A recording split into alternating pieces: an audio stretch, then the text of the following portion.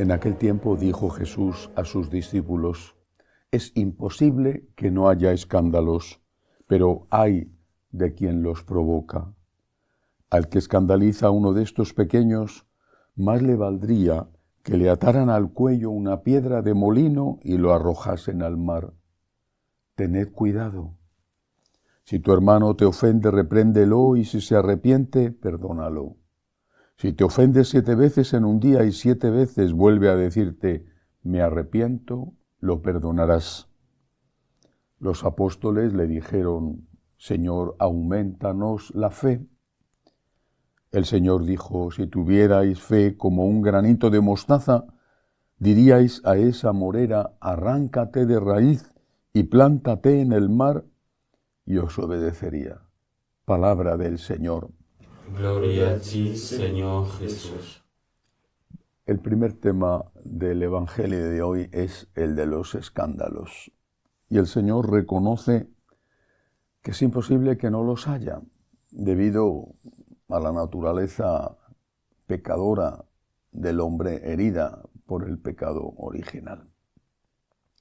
Es imposible que no haya escándalos, pero el Señor dice hay que intentar que no los haya, y sobre todo dice que lo más grave es el pecado y el escándalo contra los pequeños. El que escandaliza a uno de estos pequeños, más le valdría que le pusieran al cuello una piedra de molino y le tiraran al mar. Hay que pensar, es inevitable hacerlo, en los abusos a los menores. Es algo espantoso. Y es algo que la Iglesia ha padecido y padece, y por lo cual tiene que pedir perdón y lo pide.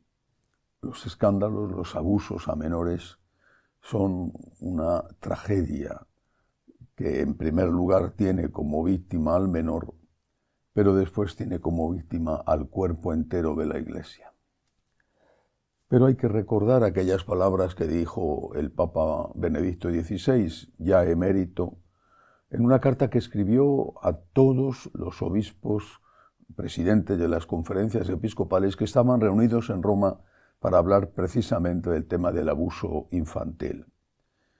Y en esa carta el Papa, ya entonces Papa emérito, les decía a los obispos que no solamente existía el abuso físico o, digamos, psicológico del menor, con un abuso no solo sexual, sino abuso de autoridad, abuso de poder, sino que también existía el abuso doctrinal, porque es un abuso a un menor, y no solamente, decía el Papa Benedicto, a un niño, sino también a un adulto que no tiene formación suficiente. Es un abuso que a ese señor o a ese niño se le enseñe una doctrina contraria a la enseñanza de la Iglesia, como si esa fuera la enseñanza de la Iglesia.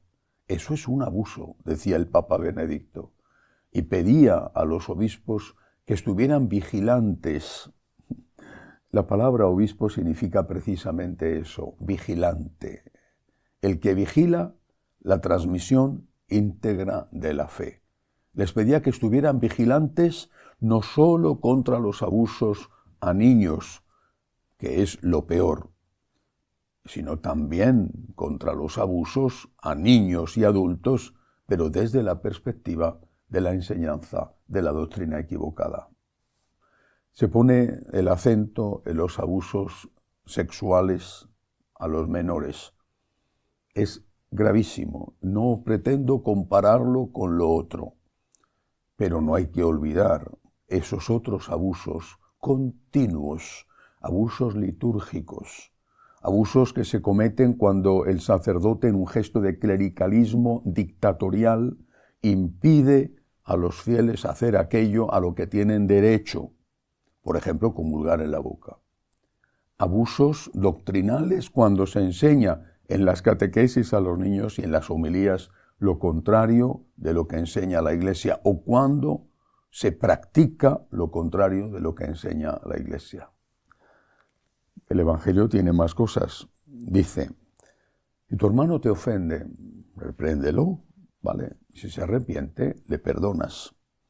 Y si te ofende 7 veces al día y 7 veces vuelve a decirte me arrepiento, le tienes que perdonar. Aquí hay una cosa importante. Si se arrepiente, dicen. ¿Y si no se arrepiente? Si se arrepiente ya es difícil. ¿Y si no se arrepiente? Tienes que perdonar al que no se arrepiente. Fijémonos en qué hace Dios con nosotros. Ni cabe imaginar siquiera que Dios no nos perdone.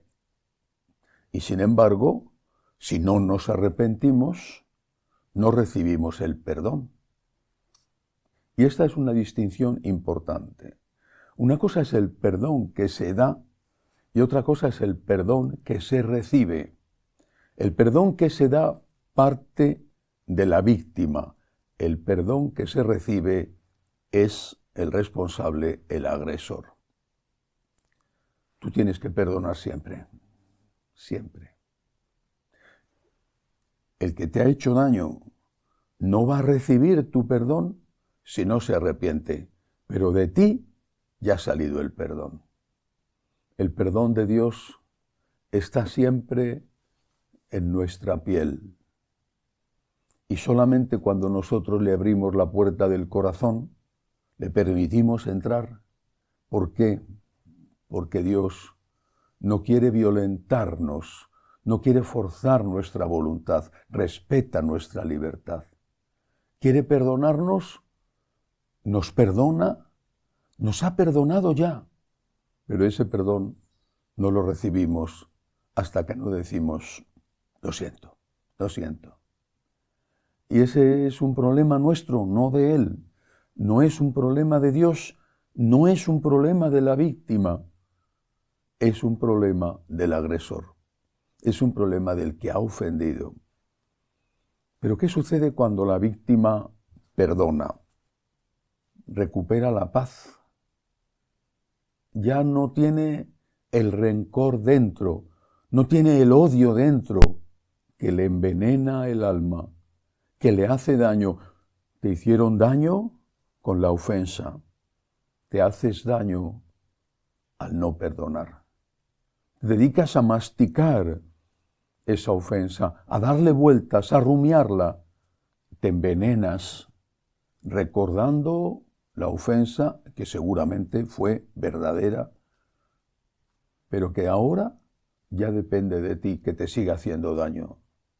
Por eso el Señor, no solo por el bien del prójimo, y es lo que tenemos que entender, es por nuestro bien, que nos dice, perdona, sánate de la herida que te han hecho, perdona, por tu bien, perdona, perdona. No alimentes dentro de ti el rencor, perdona. El otro recibirá o no recibirá tu perdón, y no lo recibirá si no se arrepiente. Es un asunto de él. Pero tú ya estás liberado del daño que te ha hecho. No dejes que te envenene la sangre, masticando y dando vueltas una y otra vez a la ofensa que te han hecho. Perdona. E incluso, si es posible, olvida. Si es posible, pero haz incluso el esfuerzo por olvidar. Y es muy significativo que, después de decir esto, después de decir que tenemos que perdonar hasta 70 veces 7, los apóstoles no le dicen a Jesús, aumentanos el amor, sino aumentanos la fe. ¿Y por qué la fe? Pensamos que la fe es una cuestión intelectual, es una cuestión de creer unos dogmas. Y sin embargo, los apóstoles aciertan cuando dicen, aumentanos la fe, porque primero la fe va unida a las obras, va unida a la vida. Y segundo, la fe tiene una dimensión afectiva, que es la confianza. Aumentanos la fe, Señor. Aumentanos la confianza en ti, para que confiemos en tus palabras, para que confiemos en que lo que tú nos enseñas es lo mejor. ¿Y qué es lo mejor para el mundo? Que haya paz. Es lo mejor para las familias, que se olviden las rencillas. Pero es lo mejor para mí. Es lo mejor para mí. Yo quiero confiar en ti, Señor, y sé que tú, cuando me estás pidiendo que perdone, lo estás pidiendo no solo por mi agresor, lo estás pidiendo por mí, porque a mí me hace bien perdonar. Por eso, Señor, auméntame el amor y auméntame la fe que precede al amor. Que así sea.